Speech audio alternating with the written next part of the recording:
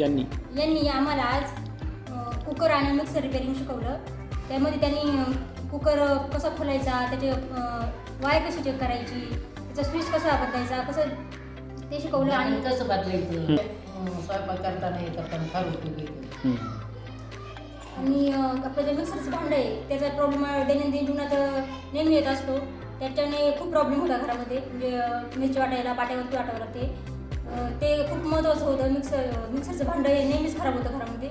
मग तुमच्या शिक्षणामुळे आम्हाला ते सोपं जाईल की आम्ही घरी पण ते करू शकतो.